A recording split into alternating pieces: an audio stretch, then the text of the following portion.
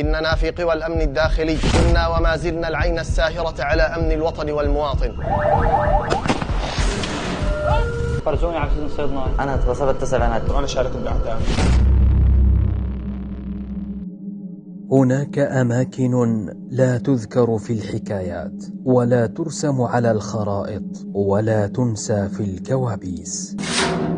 710 ماهر درويش منطقة تل كلا. حيانا لداود من ريف حمص الغربي خربة تينو. أنا رمضان علي عيسى من ريف حمص خربة تينو. فرست على سجن صيدناي ب1/7/2019. اجت موافقة على 227 فرع المخابرات الجوية مشان انزل على محكمة الميدان. بعد فترة اجانا حكم اعدام 6 اشخاص وانا شاركت باعدام. كنت اخدم بسجن صيدناي الاحمر. خدمت فيه 1 سنة و6 شهور. كانوا لا يكتفون بالأوامر بل يتلذذون بالألم. عيونهم جامدة وقلوبهم كالصخر وكأن الرحمة لم تطرق أبوابهم يوما. كنا ناخذ العالم من على الغرفة نعلقهم بالجنازة. كنا ننوب عليهم 5 أو 6 أشخاص نضل نقتل لحتى يموتوا. في منهم كنا ناخذهم على المفردة نتركهم 4-5 أيام من دون أكل وشرب مشان بس نعدلهم ما يطلع ريحتي. وقت تنفيذ حكم الإعدام كنا نشغل الشوفاجات لأن صوت الشوفاجات هو عالي فبيغطي على صوت الصياح. أكبر عدد شفته بالجنزير 200 شخص. كان يتم تنفيذ حكم الإعدام فيه نحطهم بالسيارات وياخذوها على مشفى حرستا. مشفى حرستا يحطوا لي الأرقام وأنا نعرف بقى شو بصير. بالطابق السفلي كنا نسمع صوت مواقف اللي ينزلون على الإعدام. كان ملازم يجي ويعطي إبرة الموقوف المريض. بعد ربع ساعة يكون مات الموقوف. شوف في جوات الإبرة أبارة. يمشون في الممرات الثقيلة يتفقدون أجسادا مهدورة لا ليرفعوا بها بل ليجدوا موضعا آخر يجلدونها. 710 تعالوا لحوار. بسنة 23 الشهر الثاني خدنا 130 واحد على إعدام. قتلناهم وجبنا السيارة خلينا المساجين يحملوين وخدناهم على مشفى تشرين. كنت قدم طلب لمدير السجن من قبل مساعد محمد إبراهيم يجيب لنا بنات لعندي نغتصبن ونقتلن. أنا اغتصبت 9 بنات. كل فترة كنت أطلب من مساعد مدير السجن يجيب لي بنات لعندي على غرفة نغتصبن ونقتلن. صيدنايا ليس سجنا بل مقبرة الأرواح الحية وجدرانه ليست من حجر بل من خوف متراكم وأسماء نسيت خلف القضبان.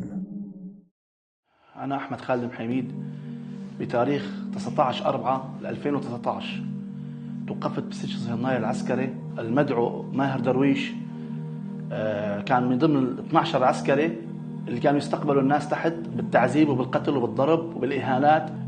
فوتونا على غرفة هاي بتشلحوا ثيابكم فيها وكذا وبياخذوا أسماءنا ونحن طالعين لفوق على بناء التفتيش بناء الفوقاني.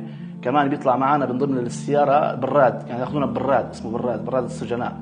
ياخذونا لفوق يفوتونا على الغرفة. هون ببلش حفلة التعذيب والقتل الموت. في ناس تموت وناس تتحمل قتل. ناس ما تتحملت. معنا كان كبار السن ما يحسنوا يتحملوا القتل. كان يموتوا بين دياتهم كتر التعذيب كتر القتل.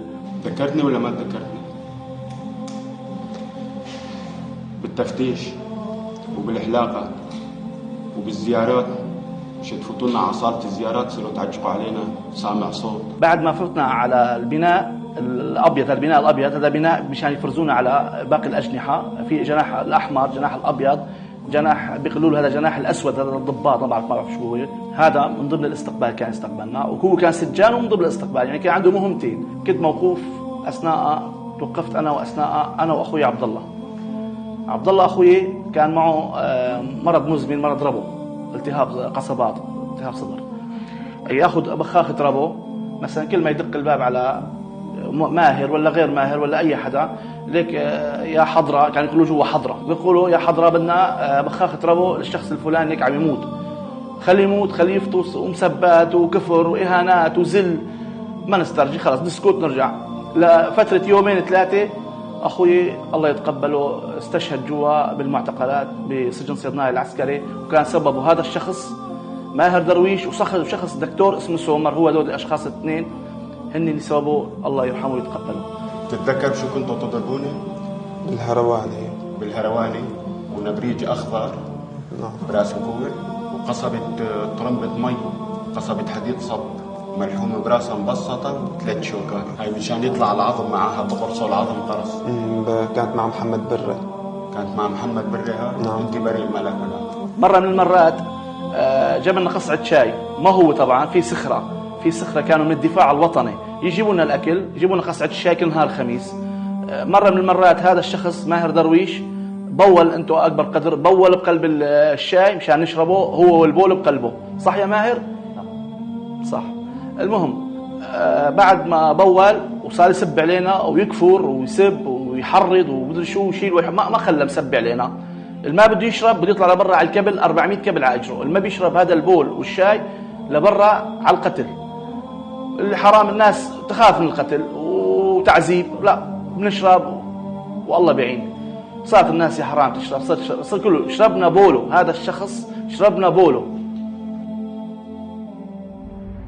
رغم التحديات التي نواجهها من تطور للجريمة بكافة أساليبها، إلا أن ذلك لم يثننا عن ملاحقة المجرمين الذين تلطخت أيديهم بدماء الشعب السوري الثائر، وضمن خطة متكاملة وعمل استخباراتي ورصد مسبق وتنسيق عال بين وحداتنا الأمنية.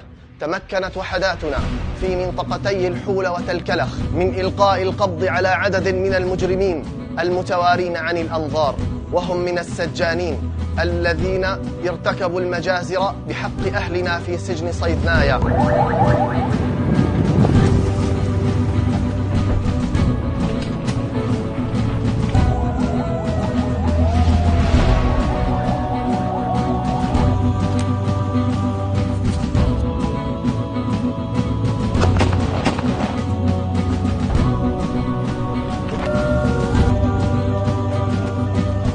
حيث كانوا يحاولون الفرار خارج البلاد، فتم اعتقالهم وتقديمهم إلى القضاء لينالوا جزاءهم العادل. رسالتنا واضحة: الأمن هو الأساس الذي تبنى عليه المجتمعات، وهو مسؤولية الجميع، ونحن في قوى الأمن الداخلي لن ندخر جهدا في حماية كل فرد على هذه الأرض الطيبة، لكننا بحاجة إلى وعي مجتمعي ينكر الجريمة ويسهم في مكافحتها ويمنع التستر على المجرمين. لا تسامح مع من يعبث بأمن الوطن والمواطن. مهمتنا القضاء على الجريمة بكافة أشكالها، وستبقى قوى الأمن الداخلي الحارس الأمين لحفظ أمن الوطن والمواطنين.